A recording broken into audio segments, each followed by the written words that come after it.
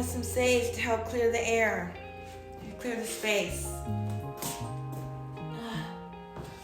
You know, I've been so immersed in the energy of the full moon, spring equinox, Mercury retrograde, the eclipse, and traveling to the mounds, which I still have plenty of videos to upload about that.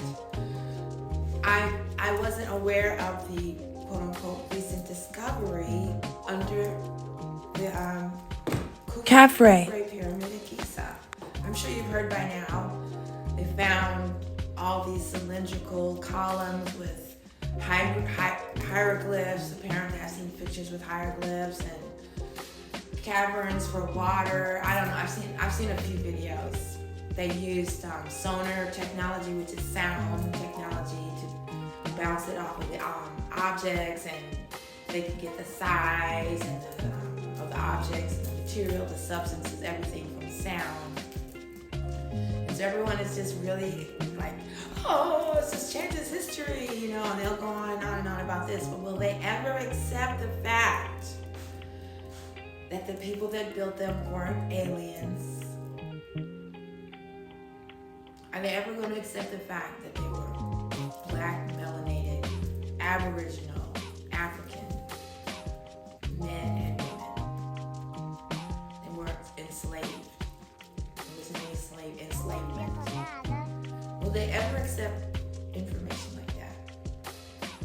I don't know.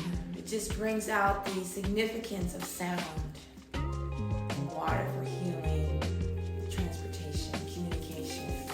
And I'm so fortunate to be a chemitones practitioner here, particularly my tuning forks, using metal tuning forks tuned to different planetary and what they call Tartarian frequencies, which is the Solfeggio frequencies, Tamarian frequencies, using a technique now called acupuncture, using needles for healing, but we use tuning forks. Will they ever accept that the first people on every continent were what you call black or Aboriginal? I've read that the first Chinese nations and Japanese nations were black, that the first Indians were, and India is a British term, the first Hindustan people were also black. So even this technology combines various forms of black culture. I'm not using that term anymore. The Aboriginal culture, spirituality. So what a blessing it is to be alive, practicing these traditional ways of healing. So I just want to come on here and say that. And how long is this video? Okay. And that the experience at Winfield Mounds was extraordinary, and I'm looking forward to making a video about that. It was worth everything, and we went through. We got lost. We didn't really get lost. We weren't listening to our intuition. We weren't listening to ourselves, and so we spent 2.5 hours walking around looking for a spot that we had already found 2.5 hours ago.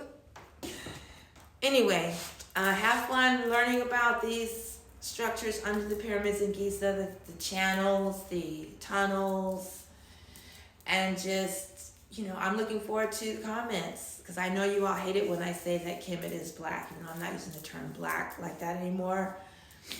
That's what most people think of. So it's Aboriginal, Kemetic people of the Nile Valley.